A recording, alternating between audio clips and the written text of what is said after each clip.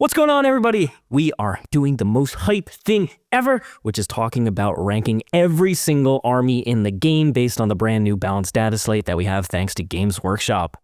Yeah, we just came from, I would say, a pretty good meta, except a few oppressive An amazing meta, Michael, okay? The tech priest galore! An Admech player's best meta, of course, right?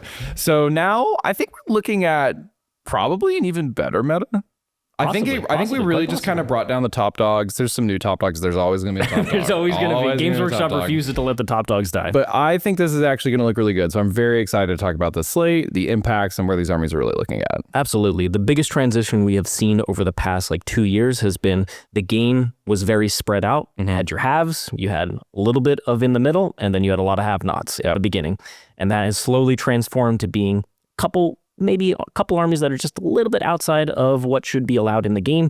And then pretty much most of the armies in A, B tier where they're just good, solid armies, maybe slightly too good in places, but overall very good. And then only a couple armies that are struggling or need certain buffs to bring them up to that very good place. Yeah, so much is playable right now. It's really, really cool. So I think they did a really good job this time. So let's get into it. 100%. Let's go ahead and dive in here. We're going to be doing it in alphabetical order, so if you wanted to follow along on your app, you can do so. In addition, let's go ahead and talk about our ranking system here. So we're going to be doing a traditional, basically, S through D tier. S tier armies are going to be the absolute top. These are just the best armies in the game. A tier armies are going to be pretty much fighting. They can win events. They can even win really big events, but they're going to have to fight against the S tier armies to do so. B tier armies are perfectly fine, but they're not going to be over the top really in any way, just kind of very fair. C tier just needs a bit of help, but these are technically playable factions. And then D tier is just bad. It's just, there's still something that's fundamentally wrong with the army, and they need some help in important ways. And the other thing that's important to note about these tier lists is that we have designed them such that we are basing our opinions, and of course these are impressionistic. The rules just came out. These are our opinions, so we're not trying to say that it's gospel, but what we do want to say is that these are designed for if the top players of these factions kind of got together, who on average would have advantages over the other ones. Exactly, you're right. Some armies may have really poor internal balance or something along those lines. Very limited builds. Very limited builds. But whatever that one very good build is, that's what I'm rating it on. So, and it doesn't mean that a C tier army can't beat an S tier army. That can 100% happen. Really what it means is that more often than not, if you played a best of 5, best of 10, whatever it is between those factions, more often than not, this one would come out and the S tier factions have much more advantage. So maybe they're a 7 out of 10, 8 out of 10 or higher. Exactly. All right, so let's go ahead and dive in here, starting off with the Adepta Sororitas. So Sisters, this is an army that in the most recent meta really performed quite well. One of the biggest tournament winners across the whole couple months. Yeah, really performed well. So they picked up some points nerfs here. Yep. No rules nerfs, I believe. Nothing no like rules that. Nerfs. It was about 120 to 150 points in a list, depending on what you were running. And I think that's probably pretty reasonable. That army was in a really powerful place. Jack was doing great with it, and then they had one of the highest win rates in the game for a couple weeks. They even beat Admech, I think, a couple weeks. With multiple weeks, they had a higher win rate and more tournament wins than Admech did. Which is pretty crazy. So to me, this army is still plenty good. I think it lost an appropriate amount of stuff, and the fact that it didn't cop any rules nerfs along the way is good. So it didn't get triple tapped. It just lost some stuff. Yeah, you're losing about 1 unit on average. Is that a Dominion squad or a sister squad plus an enhancement, or is it a whole vehicle like an immolator? Yeah. So you're not losing the core of what your army does. You're losing an extra piece, a safety net. Maybe you pull some of the characters out that you otherwise didn't need as much, were a luxury to have. And Sisters had 2 main builds. That's going to be the Champions of Faith build, which is 30 Sacrosands with the Hospitallers to heal back, as well as some amount of anti-tank and board control in the middle of that.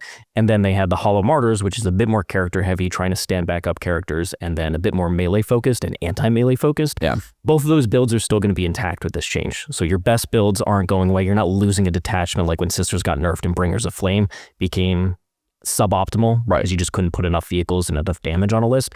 Their 2 best builds are still very good, and that's why I think they're going to absolutely remain as one of the top armies in the game, and very likely going to fit into the top of A tier very nicely. I would agree. I think these are going to fall out of S, since there's just not a whoa, why are there so many sisters on this table now? So I think top of A is actually a great place to put this army. It's just good. Yeah, if you're a Sisters fan, yes, you did get nerfed, but you're still going to be quite well. Right? Yeah, really, really good. Next up, we have the Adeptus Custodes. Speaking of an army that is not eating quite so good, they have effectively one build. It changes between Lions and Talons of the Emperor, but really, it's based around the Warden datasheet, some amount of characters, probably Kyria Draxus, some guard, maybe Caladius tanks. But the amount of options in the army is very narrow. Of course, they don't have as many data sheets as other armies. But in terms of what they do, they effectively ask the question of, I'm going to stand in the open some turn in this game. Can you do enough damage to me in that turn? If you can, what am I doing? And if you can't, then I'm going to walk through you on the next turn. And there's just not a lot outside of that. It's very, I got to make saves type of army. Yeah, and Custodes has this whole issue that the Warden datasheet is like holding the entire codex hostage because you can't buff Wardens because they're 4-up feel no pain models that are like, I mean, it's a good datasheet. The Warden is a broken datasheet. It is just surrounded by a terrible army that doesn't do anything. So I don't know. You have to find a way that fixes Custodes without making Wardens better, or you just have to change them. What they've been doing is basically dropping the points around Wardens, Custodian Guard, Alris, Terminators, stuff like that. Their little Vigilator squads and whatnot, and that's fine. It gets you a little bit extra, maybe an enhancement here or there, or you get to upgrade one unit to a better unit. But it's not really changing what the army does. Doesn't solve the problem. Doesn't solve the problem. It's just beating around the bush. And so Custodes have been sitting in this spot effectively since last year's Worlds. Long time now. Yeah, a long time at this point. And so they're not a bad army by any means. If they do pop off, like at Worlds, Folger was just popping off on people. But since then, they really haven't done anything whatsoever. I cannot remember the last large event that Custodes performed well in, frankly. It's rare I even play against Custodes anymore. Yeah, no, 100%. There was a game I played on stream against Custodes that was at Crucible, and there was actually a question in chat, a live question about whether the opponent would score any secondaries against my AdMech army. They took fixed, but the thing is how are they going to outscore me on secondary even in the first place? It's just they don't have enough units. They don't have enough things that are going on. They're very easy to screen as well. So I think their limitations mean that a good player still is going to be at a big disadvantage against the better armies in the game. If you look at something like Victrix Guard, it's a 4-wound Marine body that has a 2-up save, can very easily take 4-ups against most weapons in the game. It just is a Custode. It is just effectively a Custodes, but better. It has access to Marine rules, which give you a greater amount of flexibility and options for an elite or a supposedly elite army that Marines are kind of. It's just the best elite infantry. Yeah. So now the Custodes aren't the best elite infantry, and that's like their whole thing. I think they're just going to go into C tier. They're technically playable. They're not just bad. Yeah, you can play them. You can play them. They're mono-dimensional, but ultimately, I think, 100% they're going to fit somewhere in that C tier there. Next up, we're going to have the Adeptus Mechanicus. Ooh, so they did actually receive quite a few nerfs. None to the rules, which I think is the single most important factor. Is Adeptus Mechanicus, for most of this edition, had some of the worst rules written in the game. However, Games Workshop has buffed that. There's an entire page of the Dataslate that is just AdMech rules, and they need it. They might be the longest page, actually. It might be, because there's a lot of stuff shoved in there. But none of those rules have changed. So all the great stuff they got, the Oath on call, the +1 OC on call is better weapon, all the different datasheet upgrades to some of the main damage dealers like Iron Striders, Ruststalkers, Infiltrators, all that's still there. They did receive quite a few points increases, so my Worlds list went up 210 points. Ooh! That's a lot. 210. That's not a unit. That's not cutting units. That's a lot. That's cutting 3 units. That's a lot. A very expensive, good unit. So, do I think AdMech is dead after this? No. I think that in the games that I played at Worlds, I usually had an entire extra unit that really, if it wasn't there, it wouldn't have changed any of the games. And for me, this was basically the Rangers on my home objective with the character, the Canic Thrallnet character. Sure. It was a nice luxury to have, but it can be cut. So if I cut that, and then one 5-man, and still at a very good place overall. That is still a very good tier list. That's not bad. That's not bad. You have to cut around the safety net, so you have less units and less like support. But I believe that AdMech is still one of the best armies in the game. I don't think they're S tier. I don't think they're above most of the armies right now. Yeah. But I think they are one of the top armies. I think they will consistently perform up a solid win rate. I think their events are going to fall off. They also, in the previous meta, only had 5 GT size plus event wins, which is less than Sisters, less than Aeldari, less than some of the other competitors. And Space Marines over the last 2 weeks have had more event wins. They're collecting all of those combined. Spoiler alert for the future. Yeah. We'll get there. We'll get there. So I think AdMech will do overall probably a lot of 4-1s at events. I think they'll struggle to like finish off events because you're playing with narrow margins now. Mm-hmm. But I think if I was still to go to Worlds in this new meta, I would still take my beloved AdMech. Yeah, my impression is someone who plays against AdMech is that their problem was just like a too much stuff problem, where it's like, okay, I killed the first army. All right, here's the second army. And I say, okay, well, I can't necessarily deal with the second army, right? So I think now it's going to lead to like much more even games. And I'm really happy they didn't touch the rules because it was... AdMechs do just have like nice rules now, right? And they're not like crazy over the top or anything like that. It was just, there was just way too many little AdMech dudes on the table. Yeah. So good changes here. I'm very happy with how AdMech was adjusted. Just, I think I 100% agree with A tier. One thing to watch is that because there's going to be less units, it means those extra layers of like screening, like my birds just drew out my opponent's key units. I killed them and then I got to use all my damage dealers in late game. Yeah. You don't have that safety net anymore, so it might actually be worth switching to a more damage-centric AdMech approach. And like Halo Screed? Halo Screed might end up becoming, I mean, it was already more popular than Hunter Cohort, but even among the top players, it might end up switching that direction just because you can't really have this luxury of extra layers of screening and slowing the game as much, I think. So that's something to watch out for. A little more value at your points. All right. A tier! Yeah, we're still alive, baby. Don't worry. We're still alive. And I'm going to be putting on tons of games in the Worm, so if you want to check it out, definitely head over there and watch those AdMech games. All right, next up, we're going to have Aeldari. Wow. That army got put to sleep. You've done wrong, Brandon. You have done bad things, and now you're punished for it. This is the problem when you don't take nerfs that you deserved. Multiple balanced Dataslate. Yeah, they built out to, yeah, and they were not, and so they became, now they're getting everything at once. Yeah, so all those good things I just said about what a good job they did nerfing AdMech does not apply to anything they did to Eldar. Some things they did to Eldar. Something deserved it. Okay, some things were fine. I was really hoping with Eldar they were going to hit points or rules. They definitely hit both, which I think is the hard part, because the issue was that Eldar had like really good rules with like Skyborn Sanctuary, with Fire and Fade, but they also had a lot of stuff to compensate, so they could get a lot of value out of it, being like, okay, here's 5 more Sweeping Axe Moon blocking, here's 5 more Sweeping Axe Moon blocking you. So if you just take away the points, you can still have those very powerful rules interactions, but they just have less stuff on the table, so they can't keep doing it to you like literally 4 turns in a row, right? Instead, they're just going to do neither now, which is tough. Yeah, so they're getting hit with the patented, I guess, the triple tap. It's the triple tap. They are getting a decent amount of points increases, the 10-man dragons, a lot of the 5-man versions of the Aspect Warriors that you would see in every single list, Warp Spider, Swooping Hawks, etc.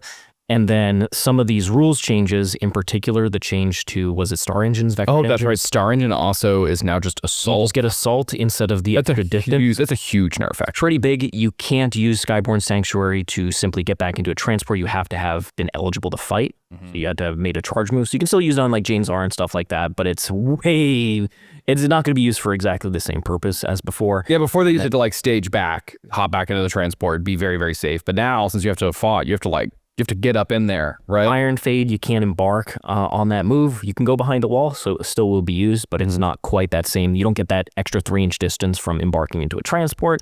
So, and then also Shrine Tokens. There's a lot of things layered here that probably, like I said, should have been spread over multiple different slates.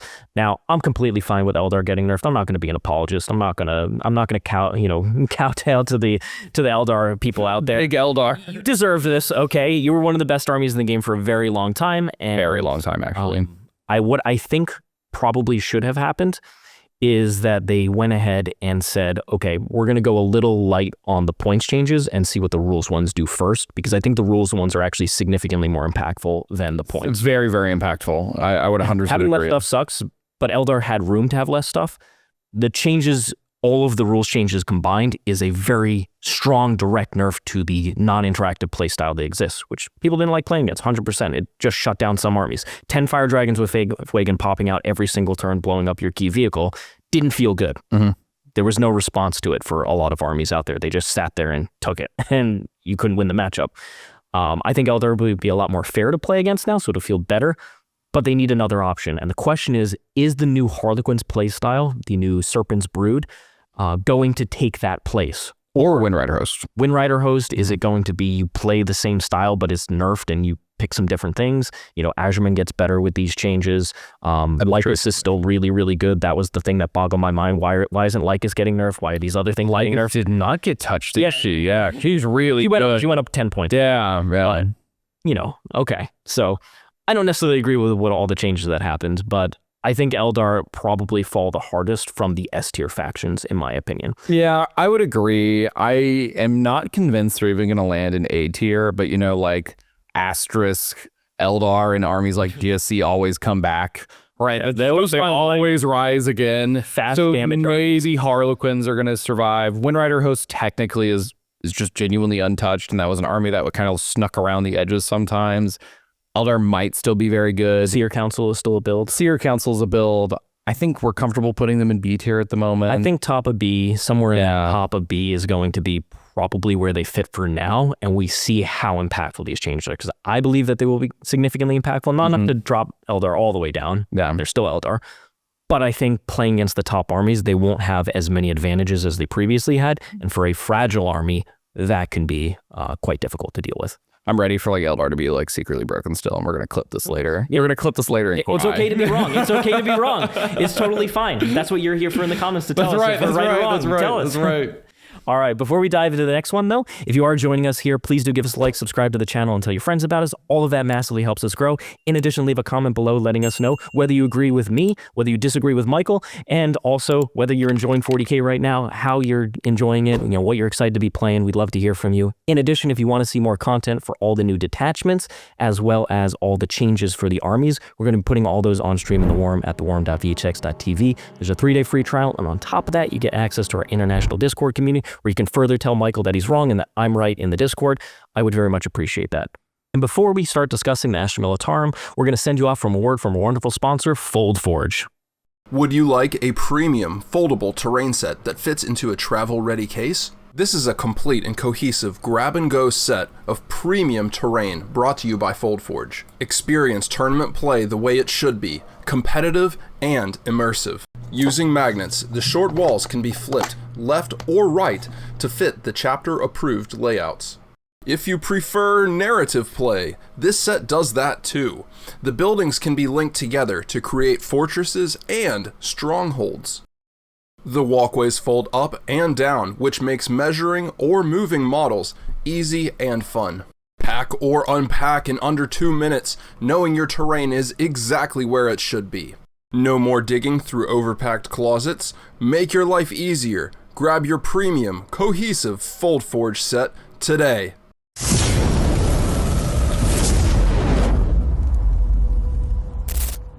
So Astra Militarum, the big thing with this army is they just got that pretty sweet new detachment. Grizzled company. And Yeah. boy, is it chiseled and grizzled. It's good. It's really good. It's really good. So the detachment rule, so you reroll hit rolls of 1 with orders, and then if you're on an objective, if your opponent is on an objective, you roll wound rolls of 1. That is just a good rule. Best detachment rule in the game? That is like a really strong detachment rule, because like inheritors for Blood Angels do that, but it's like in melee. Yes. So it's like fine. It's like honestly fine to have that as a melee. You have to also be being led by a character. That's right. There's even conditions. This is like, okay, having orders is not a condition. That's not a... Everything good is getting ordered. Yeah, you just have orders. Bullgrunner back. Don't love that. The strats are all fine. I mean, it's just what's the combined arms plus It felt, it's like old Guard. Remember when Guard a year ago was like really, really good? Just super well-rounded. Super well-rounded. It's just kind of like that again. And Guard was really good back then, guys. They it were. was really if you remember good. Last Worlds, they were up there. Last Worlds, it was. It was just actually just a little over a year ago now. So I think Guard is in like a really good spot. A really good spot. And they have been, subtly. Yeah, right? I agree. Everybody's acted like I'm crazy. Guard is been a very good army. Say, I'm here to support you, Michael, okay? I'm emotionally, physically, lovingly. Now, Guard have some really, really cool things going on, which is that they have more cheap, high OC bodies than any army in the game. They are better at contesting objectives. In addition to that, they have some of the best firepower, tanks, and kind of skirmish pieces. And they've mostly been relying on Rough Riders, which is a sneakily, extremely good data sheet. It's good. Ask my Necron warriors that disappeared from them. And then you have like Rogel Dorns, the commanders. You also have now Bulgrin back in the mix so they can have some counter assault. And this is the big thing that they were missing. For me, personally, I link Guard and Tau very similarly in that not having fight phase manipulation, not having good charge units, not having counter assault, heroic intervention threats, just makes the game a lot harder to play. Yeah. Guard, without Bulgrin, which they basically dropped over the last year, has made them more susceptible to those armies. Allowing them to come back in, it's a big, big deal, and it might not seem like that on the surface, but it truly is at the top level, at playing at a really high level. You need something like that. And so I think this Guard detachment not only does things that Guard want to do well, but it also gives them the tools and encourages them to take those tools that they previously weren't. And so I think Guard are personally probably going to be up in S tier as one of the best armies in the game. Yeah, I feel pretty comfortable calling my shot in the same place. And you don't have to run Recon Guard. You don't have to put 200 bodies on the table with this detachment. You can just put, probably like 80 bodies on the table. Which is still a lot of bodies, to be clear. It just, they have a little bit of everything now. I also think the Recon Guard build didn't go anywhere either. And that army's it's still good. Also great. So this is like multiple ways you can even play this, like even outside of just Deathwatch. You could even just play Combined Arms, and Combined Arms was just good. It was just fine. So S tier, I don't really have any doubt. They have a lot of stuff still. I have no doubt. This is just a good army. It's just a very good army. So if you're a Guard player, you're going to be eating well with this grizzled company. And hopefully you enjoy it as much as John's going to enjoy beating our butts with it. Next up, we're going to have the Black Templars. This sucker picked up a few nerfs. So it technically received, you're going to see some green words on that screen, but you're still not going to run those units. They're deceptive. They buffed the Ancients, which are still like the worst units maybe ever. So nothing changed there. So they just got nerfed. You could go down the rabbit hole, Michael. You build an entire detachment based on Ancients, okay? You could. Repulsor Executioner got nerfed, and then the Castellan got picked up a little bit of nerf. The Black Temp, so the Black Templar Gladius and Emperor's build. Champion. Oh, and Emperor's Champion got nerfed, that's right. So I think the Black Templar's Gladius build picked up 60, somewhere in 90, I'm sorry, 60. So it's around a character. You have to cut about a character. It's 15 per the Repex. Was it 5 or 10 per Castellan? Somewhere. I think it was relatively light, but it's basically pulling a character out of around there, or Trash Unit or something along those lines, which they didn't really have a lot of. Yeah. So it's not the biggest nerf in the world, but it was an army that performed really well at the mid tables, but struggled to transition that towards event wins. And that was because it effectively does the same thing, which is it tries to hit you super hard with a melee unit, and then try and reactive move that unit to an annoying spot where it might not die, or back into a transport ideally. And if it couldn't achieve that, it just didn't have many trade resources. No. It couldn't send multiple things. It was basically 3 Sword Brethren units and then like an Assault Intercessor unit, maybe a second one. And that's not really enough good combat units to beat the other melee armies. And then against armies with screens, it doesn't have fly keywords, so it can't really get into your half of the board unless you allow it to. It's also just 522. And when 522 wasn't good enough, it didn't exactly have a different button to hit. It's one of those combat armies where, because it doesn't have extra like fast, cheap units like JPI or something, it can't really get around fight first very well, and it can't get around -1 damage as well either. -1 damage and AOC are huge problems for this army, because the Gladius build, yes, you can lance and +1 AP in exactly one spot, and then I AOC one of the other ones, and then if they run into fights first, they have to use their fight on death there, so that to front load the CP on their own turn, not on their turn when you want to hold up 4 CP for fight on death plus the thing. And then Black Templars also don't have CP manipulation, I believe. They have like captains and stuff like that. But they don't have a way to gain, so they don't have a way to like really farm a lot of resources to get into the next turn. So this was an army. This is kind of a weird nerf overall for me because army was like kind of fine. It wasn't performing like above expectations to me in a lot of ways. So I don't know. I think they're going to be like B tier. They're still fine, but they're just going to be fine. They're a solid army. They have very few ways to punch up above their weight class. And that's going to be their main limitation. And in addition, Black Templars as a whole faction are going to be neutered by the fact that they effectively don't have codex detachments or supplement detachments. They have to play the Gladius or Ironstorm or some of the other variants out there.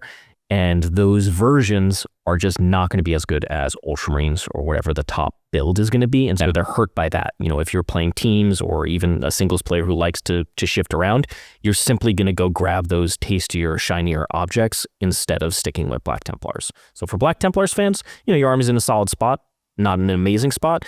It really just needs additional diversity of what it should be doing, in my opinion. And that's kind of a solid, it's just a B tier army. And it has like a competition problem. Its competition is just doing its job better at the moment. So it has damage output, it has tricks. It just doesn't do those better than some of the top armies. Agreed. But it definitely does them better than the armies below them. It definitely does do better than them. All right, next up, we're going to have Blood Angels. Ooh, Blood Angels are in a very good spot. They had some really nice upgrades to some data sheets, in particular Sanguinary Guard in the last update, and they've kind of been coasting on that. There were a couple armies that were towards the very top of the meta that kind of pushed them down a little bit. Agreed. But Angelic Inheritors, Liberator Assault Group were two very good detachment with some very good data sheets. And now they have a third option. And this is basically Liberator Assault Group Plus or side grade, depending on what your opinion is. But it's effectively another really strong way to play Blood Angels with Rage Cursed Onslaught. And I think that this is going to be one of the better armies in the new meta. I think they're well positioned because the meta right now is very diverse. So people aren't really tailoring for melee matchups specifically. You know, there's not going to be quite as many, you know, armies that are tech to say, hey, I just need to shut down these combat armies. There's going to be shooting armies at the top. There's going to be mixed arms, and there's going to be combat armies. So in those cases, usually Blood Angels do perform quite well because they're not being tailored against or teched against. And what they do in particular well is hit things ludicrously hard, and they have more fly keyword on their key combat units than any army in the game, which means that screaming, loot blocking, and the threat or the rapid ingress plays are just a different level compared to them. In addition, more so than most combat armies, they have a lot more multi-wound 2-up save or some sort of like -1 damage, 5-up Phenopain type of unit. And so their bricks can be very difficult to kill quick enough while the rest of their army is also on top of you. Yeah, the new detachment is offering a lot of problems for your opponent to solve, right? We're probably going to have a 6-man Sanguinary Guard squad with fights first. We're going to have a Lamarty's brick that is -1 damage with 1 CP 5-up Phenopain, which is like impossible. Throw AOC on your activation. Yeah, throw AOC on it and it just like doesn't die. It's going to sticky objectives when you shoot it. So you need to go stand on the objective with them, and then sometimes Dante is gonna like battle shock you anyway, and then they're just gonna sticky it anyway.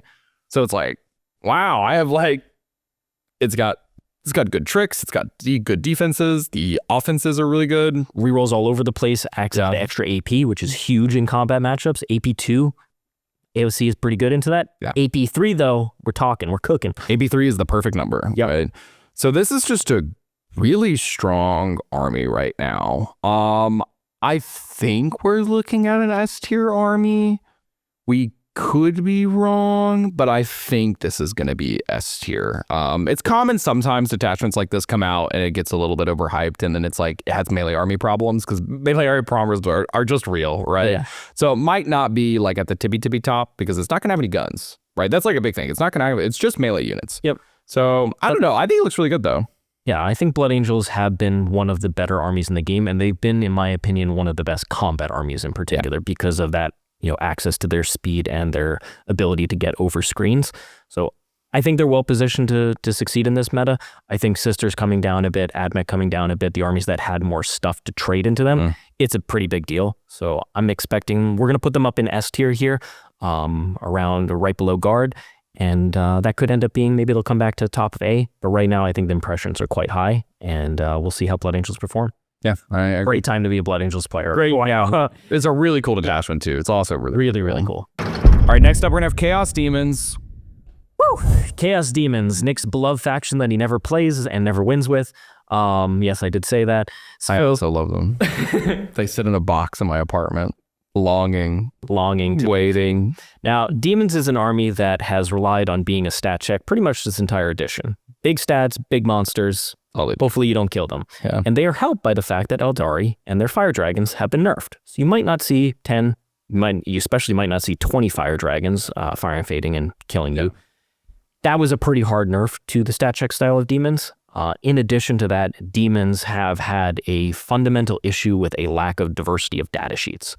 Screamers started to come into their own over the past couple months, and that is a good data sheet. It's annoying to kill, a lot of wounds, relatively fast, got some mortal protection or mortal output. Yeah.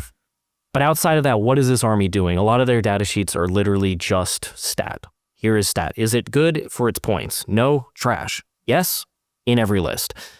It's very, very binary, and if your opponent can deal with stats, you don't really do anything.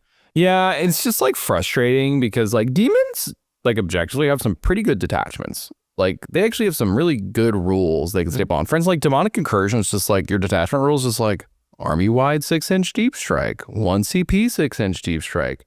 Well, you used to have a 4 Feel No Pain, Great and Clean. Not anymore. Yeah, not anymore. They detect that away. It is important to note, Lords of Change are buffed, right? They do go to 3 damage now. So my eye is on Scintillating Legion. Yeah, one of the big weaknesses of Demons was that they didn't shoot for anything. Yeah. The Lords of Change do legitimately shoot now. Scintillating Legion has had interesting results over the most recent slate. I'm not sold the army is any better, though. I'm not convinced. I played the Thousand Sun version of the Lords of Change, which I think is worse than the Demon version. I don't know. Lords of Change just don't play good 40k. And if that's the new best data sheet, then that means the army doesn't play good 40k. I'll be honest, I don't even know how Demonic Incursion works without the 4 Feel No Pain, Great Unclean one. I don't know how you play that.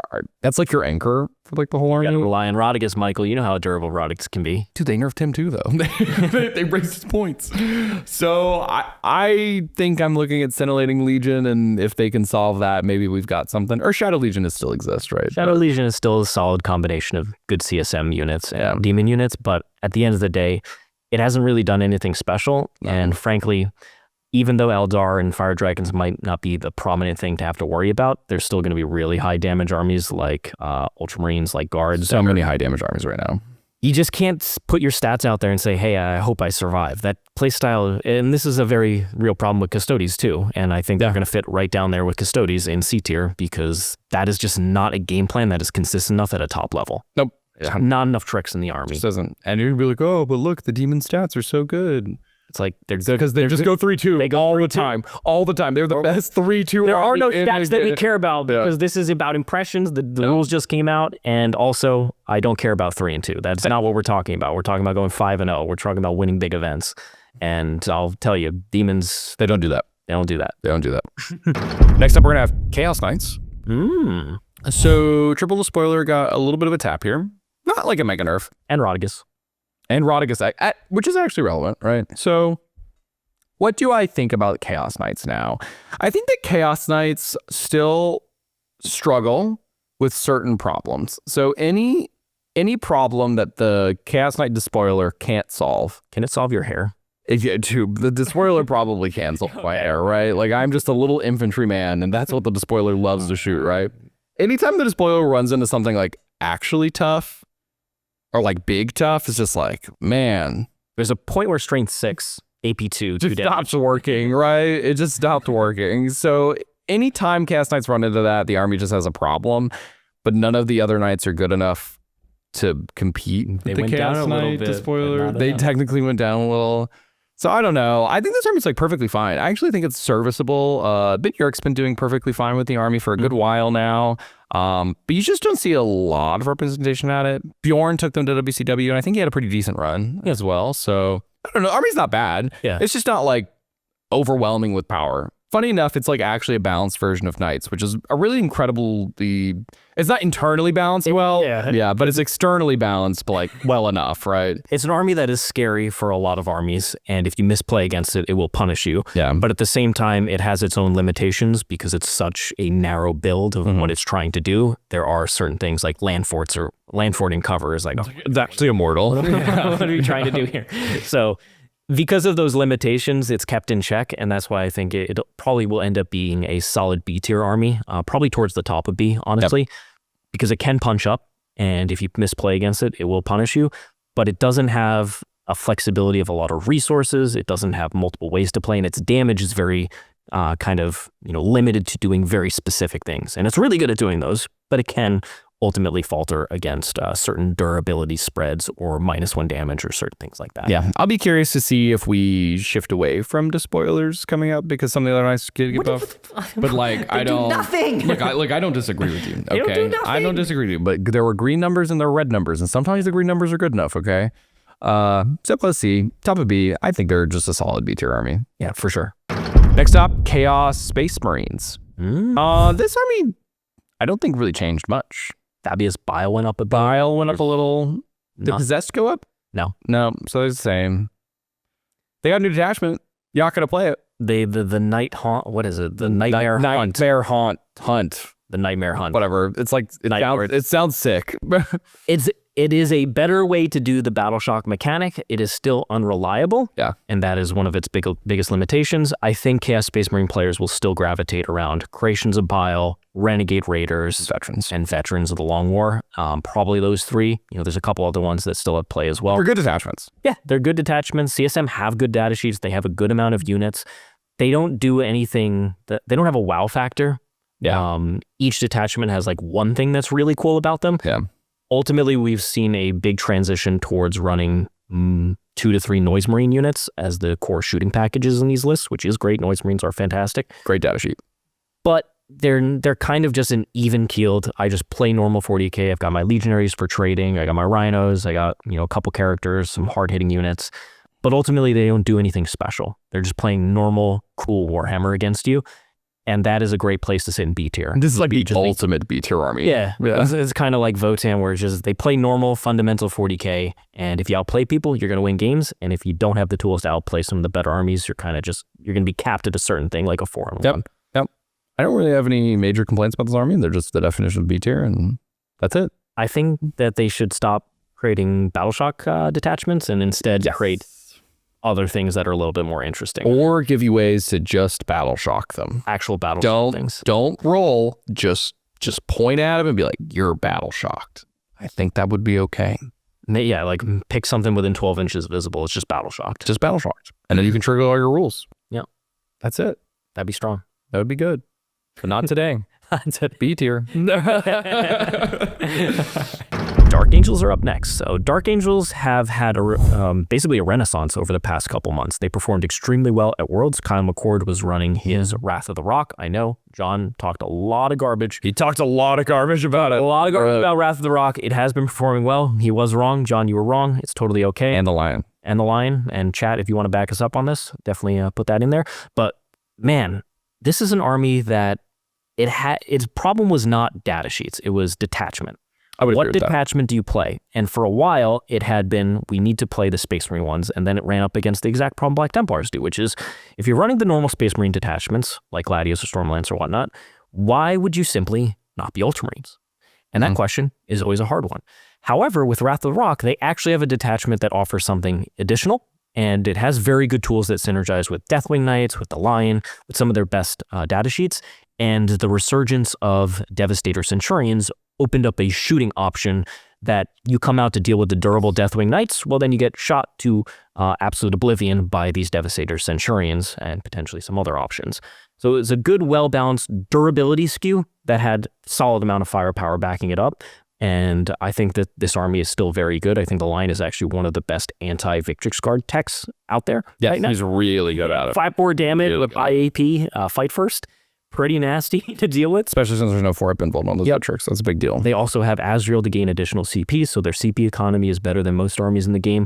I think that Dark Angels are one of the better armies out there. I think a lot of armies, we were talking about -1 damage and how it kind of neuters some of those top armies. Dark Angels do that a lot. Dark Angels do it more than most armies. And have fights first. And they have fight first access. So I think Dark Angels are really well positioned in this meta. I think they're going to be towards the top of A tier. Yeah, I'm willing to see that they're pretty good at the moment. I mean, they just objectively have performed well. I think this is one of those moments where we have to like check our biases a little, and then Dark Angels just have been doing well. And I think going into the upcoming meta, I think they're going to be pretty good into stuff like Ultramarines. They're good into Blood Angels. I think they can tango with Guard in the right scenarios. They're good against melee AdMech as well. Good against the melee AdMech. So I think they have some good matchups. So I'm very curious as well to see how Dark Angels do in the future. And it's also cool to see that the Lion is like actually seeing some play. And they're playing a Dark Angels detachment. Yep. Yeah, it's like an actual Dark Angels army, right? It's an actual Dark Angels army. You did it. Games Workshop did it. Yay. Next up, we're going to have Death Guard.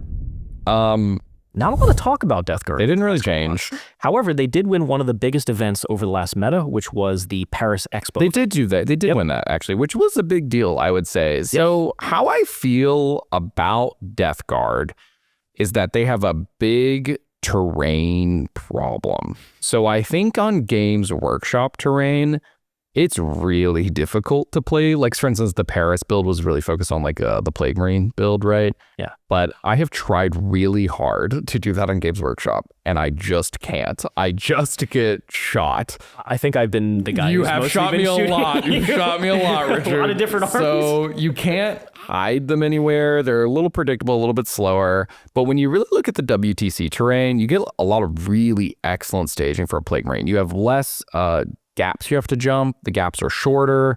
You don't necessarily have to have advance and charge really to be able to function quite well. Death Guard just interact a little bit better there. Big thing about those expensive Plague Marine units is that you need to get the shooting value and the combat. You need to get You can't just do one. If you do one, you're probably not getting enough value out of the unit plus all those characters you're bringing.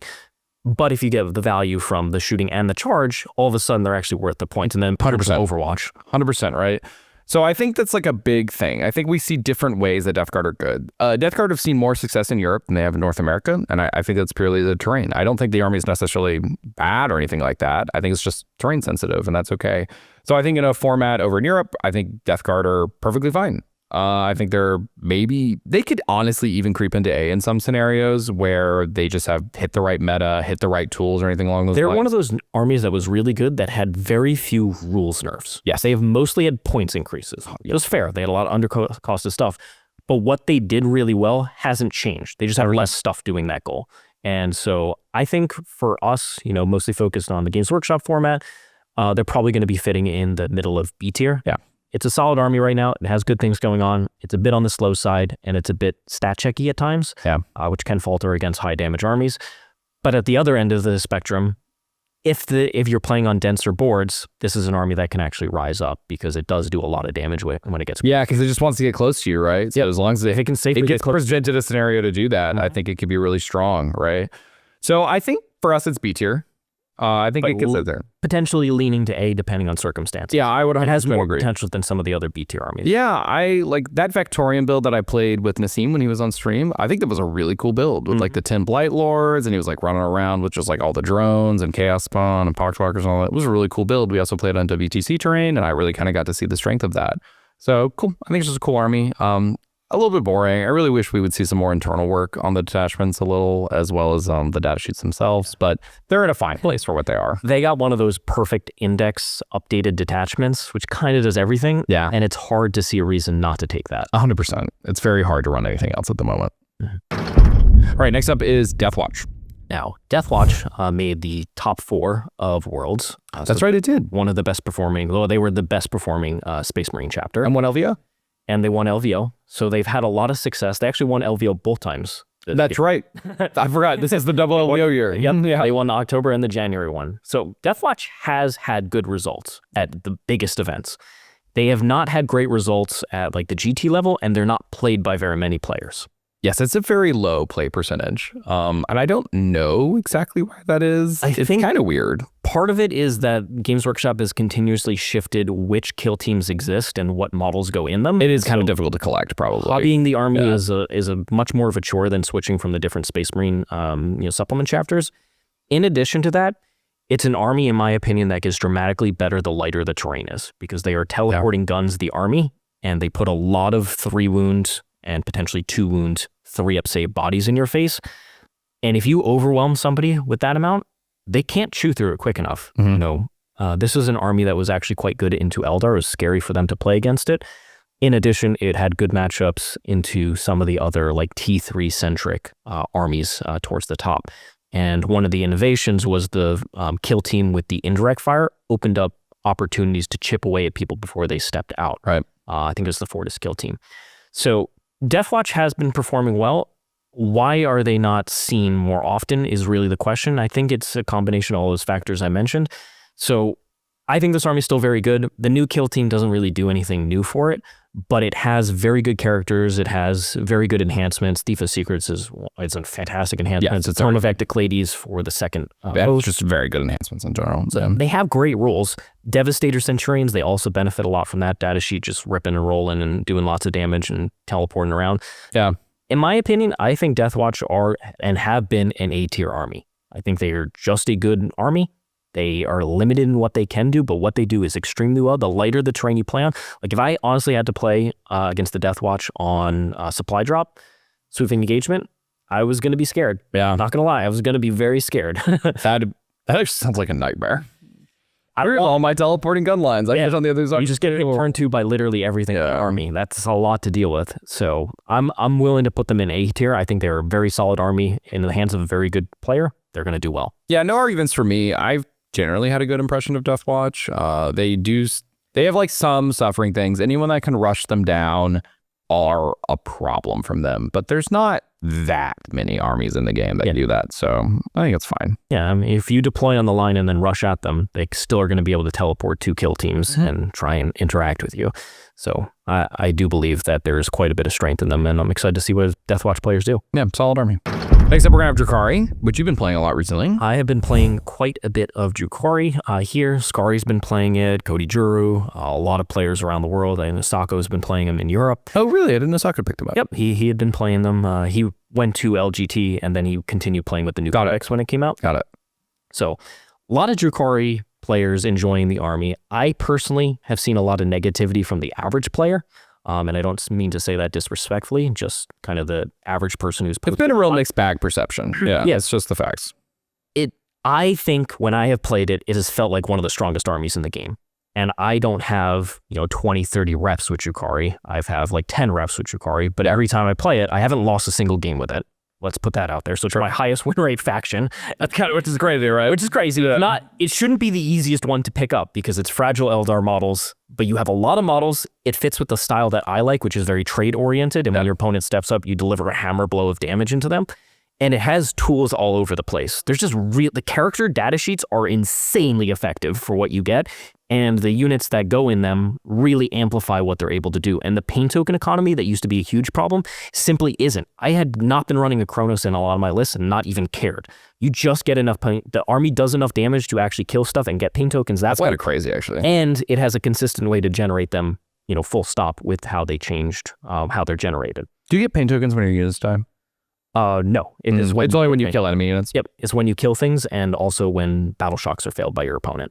Oh, I actually didn't know that part of it. Yeah. That actually doesn't happen. I mean, it's always what happens, right? I don't really count on that, but Incubi can force those type of checks on people. That's right. They do that at the start of the fight phase. Yeah, my impression of Drukhari is like a little all over the place right now because it's honestly what you said. Like, top players are doing pretty decent with the army right now, if not really well. But the community sentiment seems to be really quite low on the army. And I can't disagree. When I first read the book, I didn't exactly have the highest impression of the army either, but once I've seen it on the table, it seems pretty decent to me. Where are you thinking this ends up in the meta? Because I have a really hard time understanding where Drukhari fit in. So I think there's 2 builds. So Reaper's Wager is I can take whatever good Drukhari stuff I want and come up with a great damage-centric approach. I really like Talos in there. I love Scourges, and then having all the combat characters and, popping in and out of Venoms. That's really good. I love that style. I don't think you need Harlequins to be able to do it well. And then the other style that has seen perhaps the greatest success right now is the Spectacle of Spite, which is the Witch Cult detachment, because it really amplifies some of the best data sheets, which are Hellions and Reavers, as well as the Witches and the characters that can lead them. Got it. And the damage output, the speed of that list, the amount of resources that Drukhari have, it can be overwhelming. Now, Steve Trimble made the top cut at Worlds and played against John on stream with it. They have that end of movement phase, end of your movement phase. They can charge you with something. Which is a crazy strat, by the way. It's a crazy strat. That's actually a crazy You strat. have to have tools to be able to deal with that. I think with the different builds that they have enough flexibility where wherever the meta goes, they're able to shift to deal with it. If it becomes very anti-fight phase, you just play Reaper's Wager. If it's very like shooting heavy and trying to like play a defensive style, you could play the Witch Cult and just get super aggressive into them. That type of flexibility isn't available for a lot of armies, and I think you'll see a lot of the armies in A have a multi-style approach to problems. And I think that's why Drukhari is actually an A-tier army. Okay. I'm very confident in that. Seriously, I played about 10 games with Drukhari. I've won all of them, and they have felt one of my strongest armies, even though I haven't had as many reps. And that's a weird place to be. So I think they're genuinely very, very good. All right, that's cool. Good for Drukhari, A-tier. All right, the next up, we're going to have Emperor's Children. This army did just get nerfed. Winged Demon Princes. Hey, it got a new detachment. It did get a new detachment. Anyway. Court of the Phoenician. Fulgrim, baby. That's right. He is walls. He is a Phoenician. That is true. And he can go through walls. Fix one of his biggest problems. They did fix one of his biggest problems. I'm not him being a selfish jerk, though. Or him doing damage. Now he can get 4 rolls to hit and win in that detachment, but like now we need to use a strat to go through walls, and we need to use a strat to make him do damage. But he looks cool. And we probably need to use the strat again in the charge phase because he's so big. So I think there's some problems to be solved. But the core coterie build did pick up some nerfs. Winged Demon Princes did go up 15. I still think you're going to run 3 of them. They're one of the best data sheets in the game. They're just insane. So I think you're going to cut something else. But like the Emperor's Children doesn't have a lot of bones. And I know the audience reaction's like, what do you mean Emperor's Children are getting nerfed? Sorry, guys. That army's like, that's really good. Yeah. I know you play against John Lennon all the time. I'm not going to lie. It's just really good. Emperor's Children probably has the biggest gap between the average player who plays Emperor's Children and the best player who plays Emperor's Children. I would agree. Out of all the armies out there, it used to be AdMech, but it's not AdMech anymore. I'll say that as the top AdMech player. But Emperor's Children, the gap, the gulf between what John does with the army and what the average Emperor's Children, because the army sits at like 45% win rate. It's very low. It's very low. You have some of the best data sheets in the game. You have the speed to interact with your opponent on your terms every single time. You are a very limited number of data sheets. You got the Wing Princes, you got Noise Marines, and you got the Exultant packages, and not much else. But what you do have, those, it's good. It might be very, very good. Criticism I hear all the time is like, oh, guys, but I just have Noise Marines, Lord Exultants, and Demon Princes. I'm like, okay, so you have a fast monster that is durable and tough and does good damage and is a flexible piece. Also, you have Noise Marines, which are fast guns that can go into transport damage and go through walls. And you have cheap skirmish Lord Exultant packages with melee. Actually get rerolls. That can get like rerolls and consistency. And you can fall back into stuff. And you can advance into stuff. So you have melee, tankiness, good strats, guns. So you actually have everything that a good army needs to play 40k. And you have like 9 damage units. You have 9 damage units. You have 3 Noise Marine squads. You have 3 Lord Exultant package. Well, sometimes some people cut the Lord Exultant package for some others, the 3rd Lord Exultant package for some other stuff. Like John brings the Mauler Fiend instead, for instance. And you have 3 Demon Princes. That's a good army. That is just a good army, right? The biggest problem is that people play it as a trade army and not as an all-in army. Yeah. You have to all in with it. You just have to. And that's a lot of the best made. And you have to set it up right. You need to be working on your pledge count on the first couple turns, and sometimes how you're... And the other, I think that's like kind of the big thing, right? Is that you have to adapt to your opponent very quickly in order to figure out how you're getting your pledge count. For instance, when I play against Emperor's Children, I'm just like, man, my scouts that like normally run up and do an action, you can't have them, right? So I make it much more difficult in order to get the pledge count, right? And you have to figure out how to get around that. Now, John has figured it out every time. So, but every other time I play it, they don't seem to figure it out. So yeah, that's how it goes. They trade like 2 or 3 units turn 1 trying to get kills, and then they lose all that, and then it's like, okay, well, now you're just behind the 8 ball. Yeah. You're gonna have a hard time. So it's a very difficult army to play, but it is a very good army. I yes, it's going to go up 45 points. Probably you cut like the extra cacophonist, or you change around some points. Yeah, I think you got the extra cacophonist. That's my bet. It's still an A-tier army. It's still one of the best armies in the game when in the hands of a top player. I would agree. I don't see that really changing. It's probably still going to be Coterie as the main build and the same data sheets. But that's Emperor's Children life for now. Yeah, I think so. I think this is still just going to be A-tier. They're going to lose a little bit of power out of this, but it's fine. Yeah, I think the army's still fine. All right, next up is Genestealer Cults. Ignored. Ignored as an army, which is a good thing because GSC were not ignored in the last couple slates. They certainly weren't. And they wanted to be. I remember in the last slate when everyone was like, GSC win rate is going to go to the earth, guys. You're never going to see this army again. And I was like, see, but GSC always come back. And the win rate, like, moved technically, but like not much from what I know. I think the army is still performing mostly fine. Now, you're not running host much anymore. Some people still run host. Yeah. But it's not the go-to build anymore. Biosanctum has picked up a lot of steam. Yeah. And Final Day has picked up a lot of steam. I've played against Final Day a couple times now, and that army was really not bad. It's been helped by the fact that a lot of the Tyranid units it could run have gone down a bit. Yeah. In addition to the fact that it's one of the best, like, just kind of all around, I'm shutting down what you're trying to do with the screens and bringing the... And the damage isn't bad. Yeah, the damage is not Nick bad. tries to lie to me and tell me the damage isn't bad, but it does a lot. Like, those little, like, the hyper-adapted Raveners can hit really hard. Those las cannon dudes can hit really hard. Lots of ways to do mortals. So, I don't know. I think just you're, like, fine. Yeah, and we've seen people like Tucker experimenting with Brood Brothers and other builds. I forget what the other one's called, the one that has the metamorphs that are making the easy charges. Oh, that's Xenocreed. No, that's a zero. Are you talking about the out of deep strike charges or the Xenocreed Congregation is definitely what I'm talking about. Oh, okay. Because Biosanctum's the one that like you deep strike, you like add a billion to your charge and all that stuff. People are experimenting now that hosts basically died. So I still think GSC are in that experimental phase. They haven't really solidified, hey, this is the way to play GSC, or these are the two ways to play GSC. Yeah. And they are still a fragile army, and they are an army, in my opinion, that is almost always better going first than going second. They just need that board control, because if every time I play against GSC, I deploy on the line and I rush my army at them. Yeah. And I win. I can't say that I disagree with you on that. When I played Necrons, I put 2 Wraith Bricks on the line and the Silent King. I rushed them straight into the center. I happened to make a 12-inch charge with the first unit. And then I didn't stop from there. And but if I didn't make that, I was still going to charge out with everything in my army. That is pretty devastating. Sorry, Jack. Not Harpster, but the other Jack. And every time I play against GC, it doesn't matter what army, I'm like, they're not going to do anything turn 1. Here I am. Boom. I'm going to hit them turn 2. And all the pressure is going to be on their half of the board. They're never going to leave their half of the board, and it's going to be fine. They have a fundamental aggressive weakness if they cannot block you from doing that type of stuff to them. I would agree. So I think that they ultimately have kind of slid down a bit. I think C tier is where they're at right now. You think so? Maybe I'm being too harsh. I think I'd be willing to give them bottom of B. Let's do bottom of B. Let's do bottom of B. Because like I think they're better than like Custodes and stuff. They are. They have more resources. I think they're better than Custodes. And I just haven't seen enough of what they're doing recently, but yeah. I'm willing to be wrong and them to be C, but let's put them in B. My little inkling is giving me B tier on this one. All right. In GSC, you escape the C tier, but B tier for now. They always come back. All right, next up we have Grey Knights. This is an army I've had a pretty fair impression of over time. I think you are the guy who has taken more Grey Knight hits than anybody in the house. I have taken Grey Knight hits.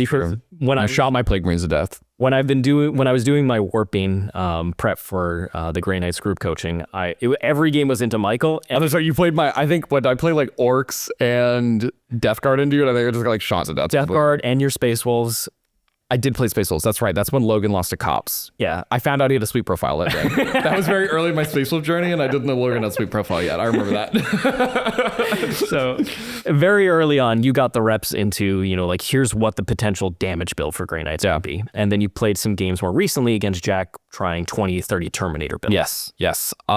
Grey Knights, I think, are just in a pretty fair position. They've also just actually done decently well in tournaments recently. They don't have a lot of wins. That's the other thing. So they're kind of in the category of the armies that like go 4-1, go 4-2, somewhere around there. Just like positive win rates with good finishes, but not picking up the final win.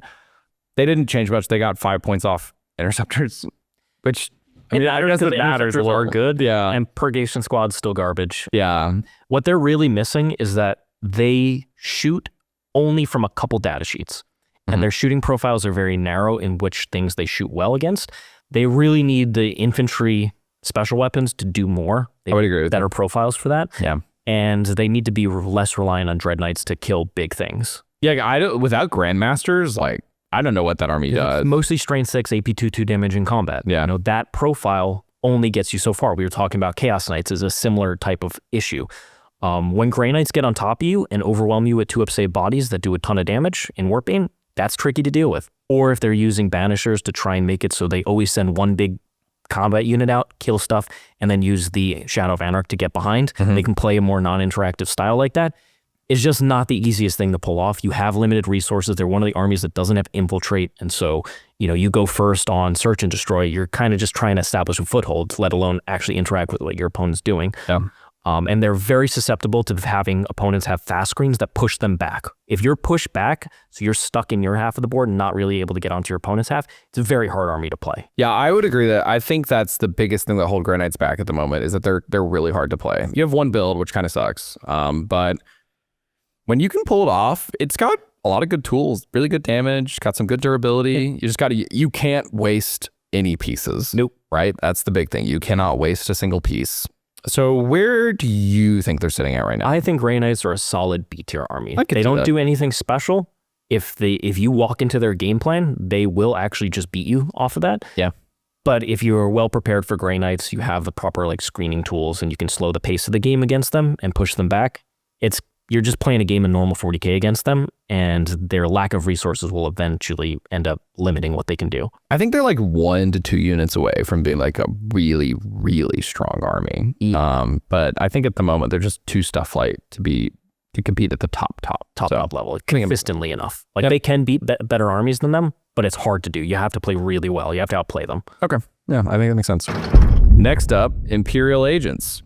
So you might be wondering, why do we have D tier on this list? Because for the most part, every army has been clustered in that S, and only a couple armies at S, but mostly that A to C area. Yeah. Most armies are in there. Yeah. But D tier must exist because there's one faction that Games Workshop has zero concern about, does not care about, has not attempted to fix whatsoever. No. And that is Imperial Agents, and they are just effectively not an army. I'm sorry if you love Agents. I love Agents too because I love Inquisition and those models. But the army is not a full toolkit. It has one detachment that's even remotely playable, and even then, it's a very narrow thing that it does. It's basically a trash approach to the game, and guess what? Who does that better? Guard do that a lot better. AdMech does that a lot better. Sisters even do that better. There's a lot of armies that simply do that playstyle a lot better than Imperial Agents, so there's no reason to run Agents other than you love the models and the army and the lore, which is great, but that is not what we're ranking this on. We are ranking it on competitive merits, and there is effectively zero competitive merits to run Imperial Agents. It simply makes you have a much more difficult journey to even get wins, let alone win an event. It's just really frustrating because it's just like a codex that isn't a codex. It's a codex to get data sheets, to have data sheets. Yeah. People have to pay for. Yeah. That's it. We're going to call it honest. Yeah, that's just what it is. That's just what it is. And it just really sucks. Because like when it got announced, I was like, oh man, we're going to I was hyped. I was like, Ordo Malleus, I'm there, Yeah. baby. We're doing it. I was like, if we're going to get like an Inquisition like army line, that could be so cool. And like, but it's just all the same data sheets prepackaged to sell a codex. And I really hope in the future that if they want to do something with Imperial Agents that they get a lot more look and love. I've already proposed it multiple times, which is simply that you delete their existing army rule, which is garbage. And I don't even know what it is. It's being able to do the certain things. Lol. Yeah, I see. It's stupid. Anyway, the real thing that they should do is that they should have a certain points amount per what you're playing, 2,000 points, 1,000 points, where you can requisition anything from Imperium. Anything. So certain amount, maybe it's 500 points at 2,000, but now I can grab a Rogaldorn Commander and, this type of resource. Or if the meta shifts, I'm going to go ahead and grab these Space Marine things. But they need some way to access data sheets that they don't have access to, which is data sheets that do damage. They don't do damage. They should be able to requisition it from, you should have an Inquisitor as the warlord of your army, and they're going around and saying, hey, we need these things for this mission. Cool, we're going to grab them from these people, and we're going to go off on our mission, and we're going to succeed because we have those tools. This army has no tools, and so it's going to not succeed. D tier. Games Workshop, D tier. That's why it exists. Imperial it's gonna be the only Agent army. tier. Spoiler, it's going to be the only army down there because it's the only army that is like this. Every it other is army, actually the only army. every other army has viable, strong data sheets that can do things. They have limitations in other ways, but they are better than agents, period. All right, so next up we have Imperial Knights. This army has really, really struggled since the Codex. Since the nerfs to the Codex. Since nerfs Codex. Basically within 2-3 weeks of it releasing. Yeah, Imperial Knights took a bunch of nerfs because they were busted. Just to be clear, they were crazy busted in the summer. Genuinely insane. And then they got nerfed right before the Codex came out. And then the Codex came out and then didn't fix any of those nerfs. And then they also nerfed the Codex immediately, Valor Strike, which I think they should have. I think they just didn't nerf it the correct way. I think they needed to make adjustments instead of just like, don't change the rules, double all the strats. We probably need a little more nuance than that. Yeah. So instead, they just are wallowing. They don't do anything particularly well. They still play the old Knights game plan, which is that either I bring a bunch of big Knights and a couple littles and I stat check you, or I bring mostly littles or entirely littles and I try and stat check you. But they do that worse than CK, which is usually the reverse. But for once, it's not. And I don't really see an incentive to do it. They're not tough anymore. So, for instance, a really big change is that not every detachment has rotate iron shields anymore. That is a huge change. You know how much easier it is to kill a knight that you know can't be rotated? You just get to the feel no pain. Also the feel no pain, right? That was a huge deal. The feel no pain was also a really big deal. Yeah, they just, I don't know, they need some love. It is a fundamental issue with these knight armies. Yeah. They play Warhammer as a stats game rather than an interactive game. And I've said it many, many times. These armies need cheap data sheets. And they need to, the amount of big knights, of little knights you can run needs to be restricted. Yeah. There shouldn't be 13 dogs, 13 armature class models on the table. There shouldn't be 4 big knights and like 2 armatures on a table. Either you can deal with it or you can't. And it results in very binary, boring, non-Warhammer type of games, in my opinion. They need a full suite of models that allow them, that could be taking them from other places or retitling what they are, like Squires. Name Titan Legion Squires, whatever. But they need to be able to play out a normal mission type of play style. They should be able to play a damage style. They should have multiple ways to play. They are just stats. And that's boring. Yeah, and stats, the real issue with stat checks in 40K is like, they're either good enough or they're not. And when they're good enough, they're way too good. And when they're not good enough, they don't do anything. So they're just... And it's very hard to find that line. Like with Chaos Knights, they're just about finding that line between their damage and their capability and how many models they have on the table. But it took multiple sets of changes. Yeah, they haven't put that work into Imperial Knights yet. I would agree. And then the other thing is like on the same spectrums, like the Chaos Knights also just like is extremely punishing because of the profiles like infantry armies and stuff like that. Certain armies below them are just getting you. What do you do against triple display? Yeah, nothing. right. Wrecked. So they just holds it underwater. So it's like still kind of in that stat checky problem. Just a little bit better. Their win rate might look good at 50%, but that kind of hides and masks the problem, which is that certain armies below them have 0 play into them, and certain armies above them, they have 0 play into. Agreed. I would 100% agree. Even a win rate doesn't tell the full picture. So I think Imperial Knights are going to sit and see. They're playable, technically, but they're really lacking some good tools and resources and power. Yes, any tools is accurate. All right, next up, Leagues of Votann. All right, so Leagues of Votann are in one of those weird places where they dropped a 10-point nerf on my Brandfast build, even though it's done literally 0 things out in the tournament scene as a whole. We're just not seeing it. So what are they nerfing it? The enhancement by 10 points. And 10 points is a really awkward amount for Votann because there's very few cheap things in Votann. Almost everything is like 80 to 100 points. And so... It's kind of random, actually. Yeah, they just randomly nerf. Months later, it hasn't done anything. They already nerfed the strat, so you're not seeing it. I think it is the strongest way to play Votann, but I'm not putting that out there. I'm not like winning tournaments with it. So it got a small nerf and then some small buffs to data sheets that are still, in my opinion, subpar and not really going to be seen. So it's effectively sitting in the same spot. Now, Votann has good data sheets. The Landfort is a good data sheet. Thunderkin are good data sheets. You got, Pioneer. It's some really cool combos. The Church units, you've got some good data sheets as well. Hearthband has been performing really well. Brandfast, I think, is really strong. Needguard has been doing well.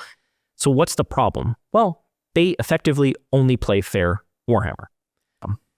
You can play the Delve Assault Shift and have access to advance and charge and additional movement, but if your opponent has any amount of screening, you have no fly keyword. You're just stuck there. You're hitting whatever those screens are.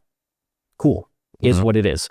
You can bring in like various resources to try and help, like the bikes that can fly over screens, but it's so limited in what Votann does. Effectively, what Votann does is it draws the opponent to the midfield objectives, it kills them, and then it stands on the objectives in the late game and it wins that way. It's just how you play a Votann game. Yeah. If you can get behind them with Hearthband, you can win games that way, but most opponents can screen their armies. So for me, their biggest limitation is that most detachments don't have enough ways to spend yield points. So by turn 3, you're in Fortified Takeover and you're just sitting there. Only Needguard can really spend a lot of yield points, and you might not even want to because you want the Fortified defensive buff. Right. So the biggest problem there is once you're in Fortify, you have to be on objectives to get the +1 to hit. And a lot of Votann units don't want to stand on objectives out in the open and get killed on the fall. There's only a handful of data sheets that are happy to stand on objectives. So the rule itself is very anti-synergistic, and I think yield points as a whole need a bit of a redesign personally. And I think it's holding this army back from being able to be better consistently into top armies. There's just limitations in the rules that were written for Votann. It is forced to play fair defensive 40k style. I thought yield points were a really cool idea. It is a cool idea. I think the next generation is going to be really, really cool whenever we see that. Something that really sticks out to me with Votann is that they're like Marines in a lot of ways, but without all of the rules. Yes. They're a stripped down version of a good army. Yeah, they're a stripped down version of a really good army, and they just need some juice. So I don't know. To me, they hold hands with Chaos Space Marines as like the most B tier army ever. Yeah. And I think that's fine. Yep. They're not doing anything special. You can outplay people, or they can walk into your durability and falter, and then you crack back with a vicious hit. But there's limitations to what you can do, unfortunately. All right. And then next up. Necrons. The Necrons. So Necrons, in my opinion, have been one of the armies that has fallen the farthest. They have fallen really far. They, at the very beginning of the year, were one of the better armies in the game. Now, they had lost their teleporting gun style because it got nerfed into oblivion. But slowly they've regained Canoptic Court, and then Star Shatter Arsenal is a really good detachment. It was nerfed in a variety of bizarre ways that I still disagree with, and I think those all should be reverted at this point. And the Silent King himself lost his Ignore Mods aura, which is one of the most unique things in the game, and it allowed Necrons to play more damage-centric style, which is the biggest problem with Necrons, is that most of the datasheets do almost no damage. They are low AP, they are low range, they have low volume of attacks. There aren't enough datasheets that do damage in this army. The durability, it's quite good. Although, because of the high damage output of the best armies, you do just lose your durable units if you stand on the objectives. Yeah, you can't just do it for free. You can't do it. You can't just sit there against most armies. So what Necrons do well isn't really valued in this meta because you will die if you stand there. The amount of times I've killed a Wraith unit, every time I played Necrons, I kill it the first time I get to activate into it. I'm just like, all right, I'm going to put these 3 activations into you. This combat unit's going to finish you off. You're dead. Goodbye, Wraith. Goodbye. You lost a 300 point or more than 300 point unit, and you have no recall. It's really over 300 points for a Wraith break. Well, when you add in the character plus the Crypto Thralls or the Tomb Side. Man, that is a lot. I didn't realize it was that much. No, it's sub 400 points, but it's expensive. That's expensive. If you get hit by those units that can kill you, you have no recourse. You are just there taking it. And Necron's an army that is supposed to be designed to take it, but the damage output in the game is still too high for a lot of armies. And Necrons have no recourse. Their damage has just gone down. They have less damage resources. They don't do as much damage. The mods all over the game really hurt them now that the king doesn't ignore them. This army has fallen. In my opinion, it's C tier. I think it is a very limited tool set. Lich Guard need to do damage. Tri-Praetorians need to do damage. The other things that you never see, Annihilation Barges, the Stalker. What are those doing? They have awful early 9th edition profiles, like Tyranids have a lot of units that are like this, that needed to be revisited. Or sorry, not 9th edition. Did I say 9th edition? I think you did say 9th. Early 10th edition profiles. 9th edition profiles would be a lot better. They would be actually a lot better. So, like, what is going on? This army just has so few ways to do damage. Immortals are garbage, beyond garbage. It's insane how bad they are as an elite infantry unit. Yeah, something interesting to me is I recently played against Star Shatter when I was at California Cup. And I was like, oh man, I remember this was I was doing things with it early in the year. And then I played it and I was like, wow, this army feels like so much worse than it did the before. Nerf to the king was huge. And I was like, wow, you can't do much of anything now, and that feels really bad. I think power creep has really hit this army. And the nerfs have not come back. They haven't come back. They nerfed this army very heavily multiple times. Court first, then the teleporting gun style, and then Star Shatter. I think most of that can come back. I would agree with that. Yep, I think a lot of it could come back and it would be just fine. The game is just blatantly more powerful now. Necrons were just very powerful earlier in the edition, so there wasn't a lot of competition, but now there's plenty of competitors with them. Yeah, and buff you don't have to buff warriors and wraiths. That's fine. They can stay as they are.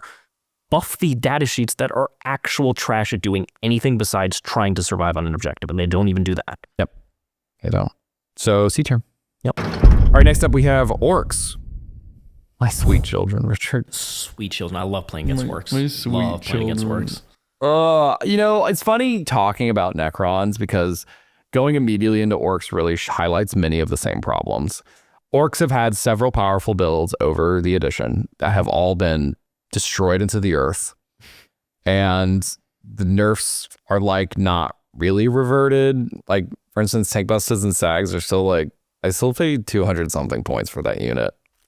It's just 5 dudes with a laser gun that hits on 5s. 4s in brigade. And that's bad. That's just not good. Minimum, it's inconsistent. Yeah, and like a truck costs the same as a rhino. No special rules. Got a 4-up armor save and moves the same. Orks are just so outclassed in like every way right now, and it's just really sad. The Gaz unit recently came out in the last slate, and that was like a huge stim injector to the army. I was very excited. I was playing a ton of Orks. I was really trying to get it to work, and then I quickly started realizing that like, wow, the game is so much more powerful now, and That AdMech game? I just kept on running into a bunch of non-games because like Orks are very one note, and you can bring some guns, but like, man, my guns hit on 5s. like they just hit on 5s. I don't have a lot of like agency into like making that a bit better. I can't clear screens very well. I am priced like every other army in the game with worse data sheets. Right? That's just a true fact. Most of my good melee weapons hit on 4s base. All of my guns hit on 5s base. I mean, Ludas hit on 6s base, if you want to get like real technical about it. But like, I have the same amount of stuff as Space Marine Army. What? Like, what? So you're locked into taking Gaz. That is like a 500 point unit. And that's the best you can do. I'm really down on Orks right now. I love Orks. As you know, I love playing against Orks. It's honestly one of those fun armies. Yeah, because everything's happening. Things are dying all over the place. It's back and forth. It's fun. But really, every time I play against Orks, I'm like, all right, they should do some amount of damage here. And there was a game we played where it was my Votann versus your Bully Boys. Yeah, and you had the Meganobs. I did. And for 3 straight fight phases, a unit of Meganobs with a character was stuck with 10 Hearthkin warriors and Uthar, and Uthar ended up killing the entire unit mostly Uthar by himself, killed basically the entire unit of Meganobs. And that's like tanked it. Premier melee. Yes. And it was 2 turns of Wa because it was Bully Boys, right? 2 turns of Wa, 1 turn not of Wa, and Uthar was just by himself kind of chipping through it. And then I still had like 3 or 4 warriors left with him. Yeah. Orks have to have like some devastating melee when they connect to you, right? Because they die after. That's like their whole thing. Yep, they die. Because then Orks go out there, they die immediately after, but when you get punched by them, you just disappear into paper. And you don't. And you don't anymore. I'm still there, Michael. T5 also doesn't mean as much as it used to. That's another thing. There's a lot of stat creep going around. A lot of T6 4 wounds now. A lot of T6 4 wounds running around. T4. It's just tough. Just tough out there, guys. So Orks they're in C tier. They're not Z tier, even though they're D tier in my heart right now. C tier. RIP, my orc friends. I'm very sad about it. Yeah. The Commandos buff also helped, but it's just not enough. I was so excited about it, and it didn't matter. They made some great changes to the army. They really did. I wish I could just pay 60 points for 5 instead of I have to pay 100. 120 is so much. That is actually so many points. So I don't know. Boo, Orks. Next up, Space Marines, aka Ultramarines, because that's the only one you care about right now. Yeah, so like White Scars are legitimately good. Scars are good. The Spearpoint Task Force is an updated version of Stormlance. It's a good detachment. Ibn and Khan is good. However, Doesn't compare to Ultramarines. Ultramarines are so far and above every other Marine build, and no surprise here, no spoilers. We're going straight to S tier. Best army in the game by far. Yep, not even close. The reason is that not only do they have some of the best main characters in the game that do amazing things. They got Caligar, they got Cato Sicarius, they've got Gilliman, they've got multiple versions of these even for some reason. They have the best elite infantry unit, Victrix Guard, that they somehow are allowed to spam. I don't know why that's a thing. Yeah. In addition, they have, of course, access to some of the best detachments in the game, whether we're talking about Gladius, Stormlance, or the new Blades of Ultramar. So it doesn't, you can build them however, you could play Ironstorm if you wanted to. It doesn't really matter. Ultramarines, fantastic. They have rerolls all over the place. They have killing power all over the place. Everything punches up. They have supporting pieces. You can put +1 AP on something that doesn't have Oath, or sorry, +1 to hit on something that doesn't have Oath, then get +1 AP on it or strip cover from it. Anything you want to do, Marines can do. Yeah. Nick was not wrong about that. Nope. He was wrong about trying to switch to Ultramarines, which we still need to make fun of him about. But there is nothing they can't do. The army is as efficient as an army can be. The +1 to wound is absolutely insane that this is on Ultramarines. Yeah. Remove the +1 to wound and do other things. I'm sorry. It has to be removed. Do other things. The +1 to wound is just so good. It's oppressive. Right. I really want to highlight the Victrix problem here, because I do think Victrix are an incredible data sheet that can be fixed through some various methods. And it did go up. It's still amazing. It's still amazing. But Ultramarines, the one thing that kind of technically kept them down is that they didn't have a really good melee brawling unit. Mm-hmm. They did technically have a weakness, right? They had really good gun lines, really good trash pieces. They could shoot really well. And they had like some tough kind of units they could put out, but not necessarily something that was going to get in there and brawl with you. And murder anything in the game. But Victrix have solved the final weakness. So now Ultramarines have plenty of units. They have a lot of units. Okay, like a lot of units. More than Necrons and Orks. They do have more than Necrons. This is true. And they punch harder than you. They shoot harder than you. They have rerolls everywhere. They have... I remember I was starting... This was like... I recently played a game into John's Stormlance version of Ultramarines. And I was like looking at the board. And I was like, so I have to play around... Blood Surge, Advance and Charge, Fallback and Charge, AOC, -1 to wound, multiple reactive moves. Also, some of the reactive moves are not a stratagem, so you have to think about them in the shooting phase if you ever move near them with any other rule. And I was just like, I actually have to play against like every rule in the game? Every rule in the game. And I didn't know how to do that, so I just died. It can just stat check you too, which is that's the other problem. You can just put enough stats guys that you can't deal with it. You can just run out of it sounds terrible. I was like playing the game and I was like, wow, these ballistic dreadnoughts are just like running around because I have to shoot Victrix all game, and if I don't shoot the Victrix, then the Victrix are gonna table me, but the ballistics are just standing all the objectives shooting me. And yeah, that army's just great. It's good at everything. Doesn't have any weaknesses. No, it's the most well-rounded army that they have come up with this edition. Yeah, it has every rule in Warhammer. Usually an S tier army is broken by one thing. Yes, or that's a really good point. Usually it's like a particular set of stratagems or a particular data sheet. Or like a gameplay loop. Or a gameplay loop. It's broken because it does everything that you could possibly want an army to do, and it has more things than you usually have. Yeah. Top S. Top S. Best army in the game. It needs to be nerfed. It's not an argument. It went up by 30 points per Victrix Guard unit of 6. It's still an amazing unit. And still an undercosted unit. And I will say that I think this is like S. Is this like unironically S plus? Like I think it's so much dramatically better than like Guard and Blood Angels that it's like probably. I think this might be like an S plus category. Right. I think Ultramarines are really... If there was an army that needed to get toned down in a quicker patch, it would be this one. I would agree. I think that Ultramarines are going to be a huge problem in the upcoming meta. Armies will be built, designed only to beat Ultramarines. Now, I'll point it out here. We don't have it, but I reached out to Games Workshop to try and get those Ultramarine Haters shirts. Oh, yeah. If we had those, we would be wearing them. We would be wearing them right now. I would actually love that.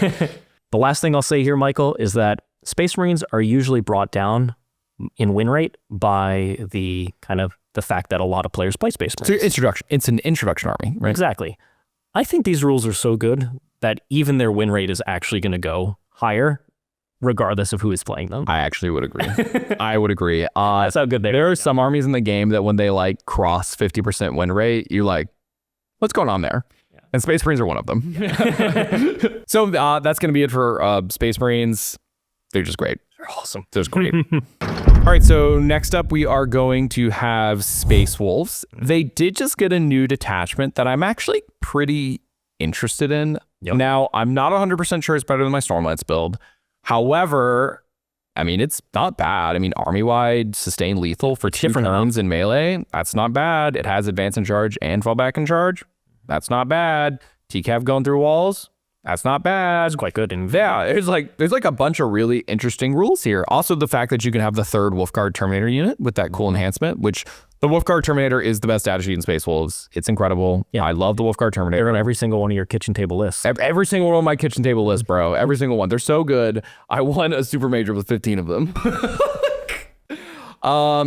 I might even run 20 at some point. I don't know. The Wolfguard Terminator is crazy. 4 wound Terminators are that Mindful of wounds. is a heck of a drug. So looking at them right now, Space Wolves are getting a second build. I think that Saga of the Great Wolf is real enough that you can see this out in the wild in singles, right? I think that's a real thing you can see, because now my tough, durable Tar Pit army is going to kill you too, right? Now the question is, do I pick up so much damage that I don't need fallback and charge all the time? That's something I have to figure out, or maybe your personal playstyle will figure that out for you either, right? So that's really cool. I think Space Wolves have one glaring issue, is they're competing with Ultramarines. That's the big problem, right? Because the Vitrix Honor Guard, so the Wolfguard Terminator is the best data sheet in Space Wolves. The Vitrix Guard is better than it in every way. That sucks, right? Does more damage than me. I technically don't have a 4-up invuln. Yeah. Oh no. Armor can take. Yeah, Cool. right. So it solves a lot of the problems. I'm really high on Space Wolves. I mean, I obviously just had a really good tournament run recently, and I'm happy with. And It's been a good army for months. It's just been good. Like I don't know. Space Wolves are weird because they haven't done the best historically. There's not like a ton of tournament wins. They have some event wins, to be clear. I think their lack of shooting can bring them back towards the, can hurt them in certain matchups, because if they're being screened, if they're being pushed back, it can kind of be hard to get past that loop. Mm-hmm. But when they're in your face and on top of you, there's very few armies can deal with it. Yeah, I really discovered that the no guns, you just have to be very mindful of it from your just deployment onward, right? You have to have a very specific plan on how you're going to, you have to embrace, you have to have a very specific plan on how you're going to navigate it, how you're going to get around it. And then sometimes it's just running, sometimes it's running in a specific order, and so on and so on and so on. I really do think Space Wolves are an H.R. army. Yeah, I think so. 100%. I think they're just good. I have no problem One with of the them. best Marine chapters by far. Yeah, they're definitely one of the best Marine chapters. It's very interesting if you compare the A lot of Marines up here in I was about to say, if you look at the last tier list compared to where we've ended up now, Space Wolves, Dark Angels, Blood Angels, all the supplements are all here. Deathwatch, yes, as well, are all kind of sitting up in the top, and then Marines Ultramarine are themselves. really good. Marines are really just incredible right now. Yeah, they're just good. All right, next up we're gonna have Thousand Suns. I'm gonna admit, I think I was wrong on the last slate. I think this army was good, and I was just really mad. It was fair though, because they received significant rule changes, Huge. and big points increases, Mm-hmm.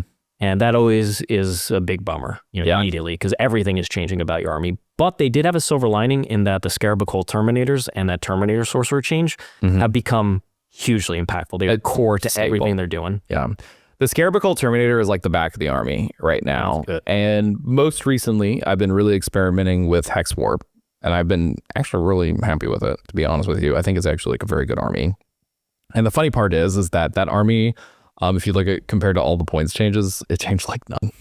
It was there the whole time, and we just didn't find it because benefited from the increases. Yeah, exactly, right? So I kind of had to dig around to figure it out. It's not just a Grand Coven playstyle, which is cool, right? So Thousand Suns, I think, I'll be honest, I think they're in a good spot.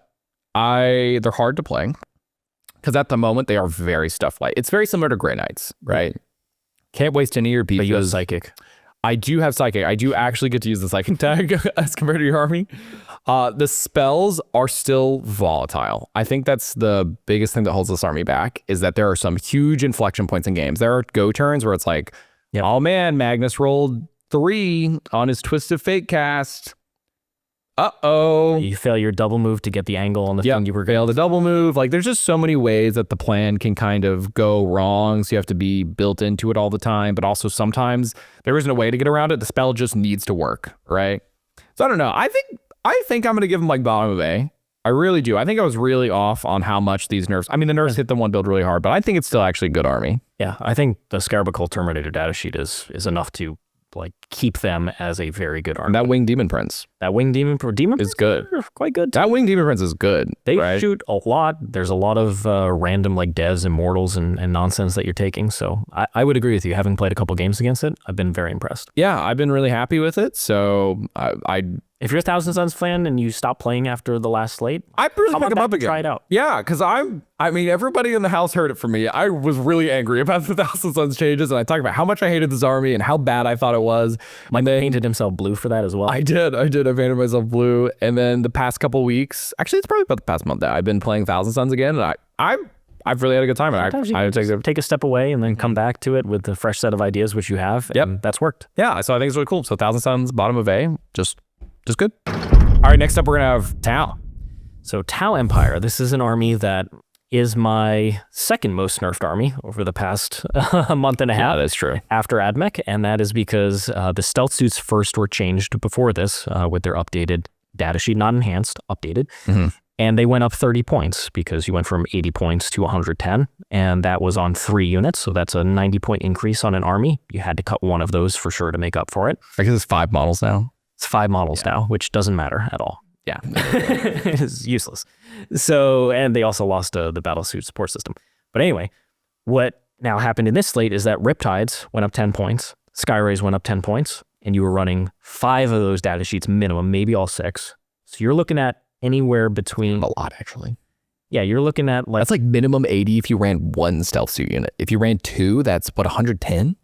Yeah, so you're looking at 90 points on the stealth suits, which is what I was running. And then my list, I was running 3 of both of those, so 150-point increase. That's a lot. That's losing a whole damage piece, losing one of those. And Tau is not in a place where it can afford to lose damage, because that's what it does, is when you step out, it delivers a hammer blow. And if it doesn't, it loses.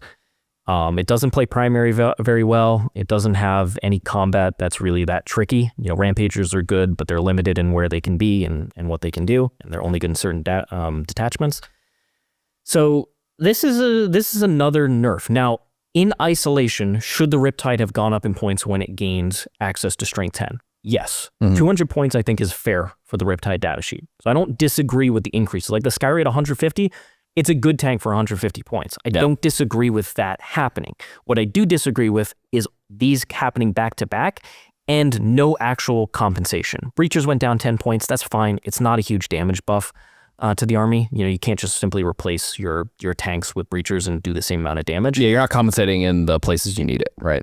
Tau need help in the amount of guiding units that they have and the guiding benefits. That's what they really need, is more of the guiders outside of stealth suits need to do things that help the army be more efficient. Because when the opponents step in front of you, you have to do damage. If you don't, Michael put his Thousand Suns army in front of me, and I was like, I got this great plan. I'm going to kill this 1 unit 10 terrible cult Terminators, and I'm going to kill 2 of the 3 princes in my face. If I do this, his other Terminators are out of the way, and this 1 prince can't do enough damage back to me. It's going to be fine. And then I killed 6 Terminators and 1 prince, and I lost the game. And that's just going to happen if you don't do enough damage. So Tau is a really hard time fitting enough damage with enough mission pieces with enough guiding units. It's very hard to do all of that. And this makes it even harder without enough compensation. So I personally believe that Tau can still perform really well on lighter terrain boards, on boards where your opponent is forced to step into the open to stand on objectives. Tau loves that stuff. It doesn't matter. 1 less damage piece is still fine into that type of stuff. But digging people out, you needed to put a first layer of damage to get them to then commit theirs back in return, and then your second and third layers finish them off. And I think that's going to be a lot harder to do. So I'm feeling Tau lower end of B tier, personally. I would agree. Now that I actually understand how many points you took, I didn't realize you took so many points. That's a big nerf to that army. I think they're a bit better than the C tier armies, but not by a lot. Yeah, I would agree. They're not in Custodes tier, but they're like bottom of B. They used to have a lot of stuff with the damage, and they still weren't winning big events with that. Yeah. But now they have less stuff and less guides that are effective, and they have less damage now. It's just, why did that have to... So you can look at a data sheet in isolation, say this needs to be more points, but then you have to look at the army. Where's this army? And they just didn't do that. I think Games Workshop has really messed up with Tau over the last month and a half, and everything that they've done has been poorly thought out, in my opinion. That's tough. Bottom of B. Next up, we're gonna have Tyranids. This is an army that has like really struggled. Now, I will say there's been a resurgence of invasion fleet Gaunts. Yep, and that's both Eric Thuris and Sam Pope, so different people across the world. Sam had a very good run at WCW. Yep. He did. Only lost to me in the Shadow round. Only lost to every other round, which is, I mean, that's pretty good with an army that people have a pretty low opinion very on. good. Yep. And then Triple Norn runs around sometimes. It wins some amount of events, whether that it's also a stat check, so it's another one of those, it's good enough or it's not good enough. I found that Norns honestly are like kind of problematic for some armies. For instance, like my T-Zones hate that because they get 4 field of against mortals, and that's terrible. Yeah. And then my Orks also can't kill them. So, and then my Space Wolves, I have to have 20 Wolfen, and that's like a specific thing I have to deal with, right? So like the step check does work sometimes. I don't know, but Tyranid datasheets also similar to how like Necrons and Orks have just been power crept this edition. So like their profiles are just not good. Yeah, right. Hyper Adaptive Raveners, the new stuff's good. A lot of their melee beasts that should hit hard in combat either have a problem being delivered, even with the detachment that helps you deliver them. Yeah, still can be screened, or when they connect, they simply just don't hit that hard. Yeah, you know, there's an army that is lower on the amount of rerolls overall, and it's an army that, you know, has older stats where there's lower strength. You know, there's a lot of like strength 9 where you're like lower strength, lower AP. Yeah. I think Tyranids are in frankly still a tough spot. Their best players are able to punch up above their weight class through sheer experience and playing amazing. Yeah. But as soon as somebody, like, I understood exactly what Sam was going to try, and I just did it before he could. He rolled poor advances. I got onto the objectives first and had +1 OC with call and just put billion bodies on there and said, you physically can't put enough stuff on here. And as soon as somebody does that to you, you're like, well, I need to do damage. And I was like, no, my Iron Stride just killed all your Exocrines. So you have no damage. And it's like, that's it. What do you do? Yeah. That is the only game plan. It's like, he should have tools where he can consistently do damage back in return. And doesn't really have that. Like Genestealers, if they don't have the crit 5s, kill like 4 Sakarans with 5 Fiend of Pain, and then that's not a lot. Wax the unit back. Yeah, you would just kill it in return. I've been advocating for Tyranid buffs the whole time. You know, we're a long way away from tier A nids. Yeah, tier A nids are not here. They have been down towards the bottom, and honestly, I think it's very similar to some of these CSM detachments or whatnot. Forget about the battle shock mechanic. Just get rid of that. Yeah. Let's just come up with a different rule that makes Tyranid datasheets better. I would agree. I don't want an inconsistent thing. Like Sam did the battle shock, and I failed 3 out of my whole army. I failed 3 of them. 2 of them were things not on objectives that didn't matter at all, and 1 was something that mattered, but ultimately wasn't a huge deal. Yeah, and it just sucks because you don't have a lot of control over it as a player. Exactly. Right? You just like pull a thing, and you're like, you're just pulling this lever. Let's pull the lever. What's going to happen? It could be devastating to your opponent. It could do nothing. We don't know. Get rid of that type of stuff.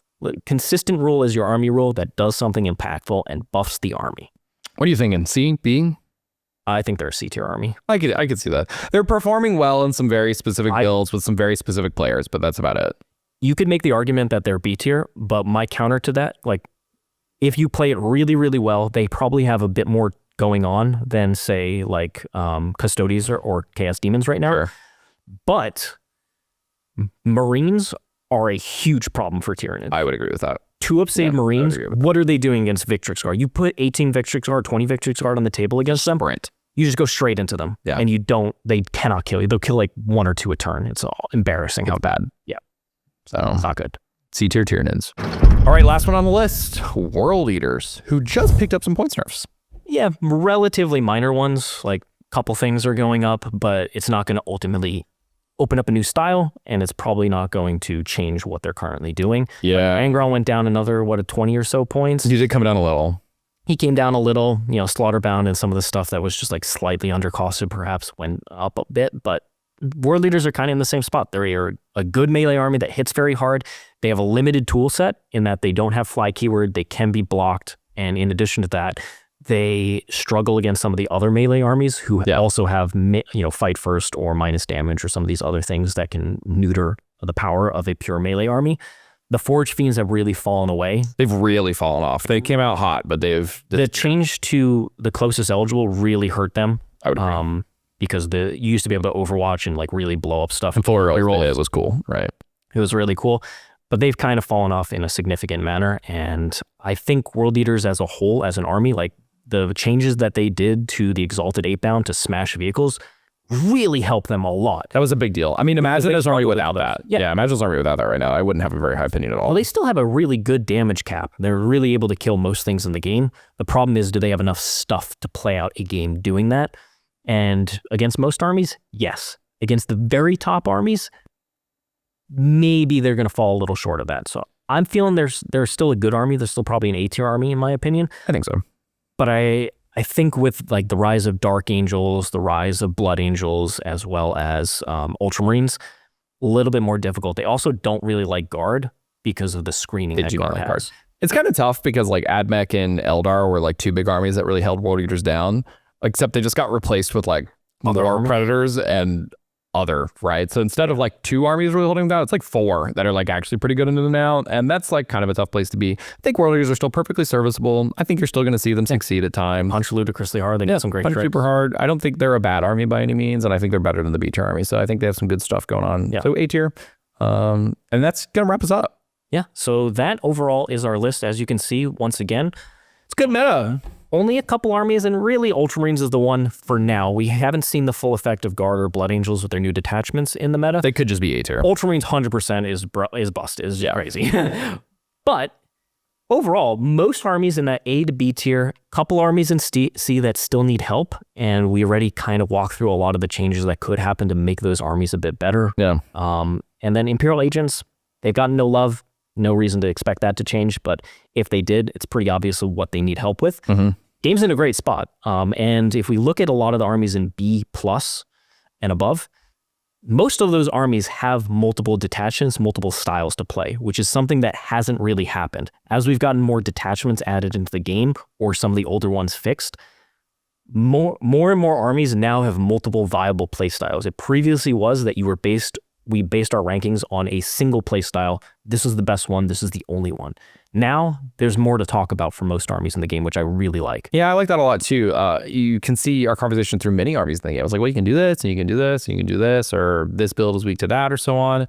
And that's like a really great place to be. I have personally found playing the game recently that like, honestly, it's pretty fun. There's like a lot of builds to explore. I feel like I can play like a lot of different armies. There's not as many levers to pull as previous editions, right? So some detachments are still just like the one build. However, I think, I don't know, as long as you have multiple detachments to play, they can be kind of fine. Yeah. So I think it's really cool. I'm really excited to kind of go into the next few months of armies and go from there. Now, I think outside of Imperial Agents, anything could win a GT. I would agree, actually. Anything could win a GT. I would agree. Agents, you possibly could do it at a very specific GT. Yeah, a very specific circumstance. Very specific circumstances. But outside of that, anything can win. Anything could beat, Ultramarines played not by John. Not by John. Sorry. This is not going to happen. But outside of that, anybody could potentially punch up into that. It's not so far vastly better that you literally can't win whatsoever. I would agree.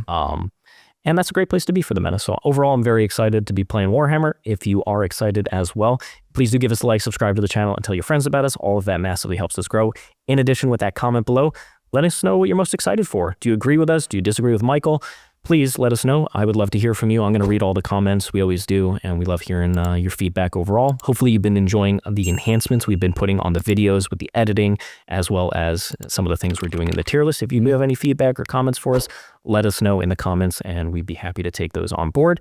In addition, if you want to see all these new detachments in action, some of the nerfed armies in action, check out The Worm at theworm.vhx.tv. There's a 3-day free trial, and on top of that, you get access to our awesome international Discord community. Michael and I are hanging out in there, all the Art of War guys, all the Art of War coaches, as well as top-level players from around the world. So if you want to make new friends that are like-minded, want to talk competitive 40K all the time, and a great positive atmosphere, check that out. So thank you so much, everybody, for joining us. We really appreciate your support. Thank you, Michael, for being with me on this longish tier list. Yeah, of course. Always a fun one. Happy to talk about it. We love talking 40K nonstop. We'll probably revisit the tier list in like 2 or so months. Yeah. And kind of with all the tournament results and data back. We'll be very curious to see how this one shapes up. See how this shapes up. So hopefully we were pretty accurate here. But otherwise, thanks so much, everybody. We'll see you all next time. Later, guys.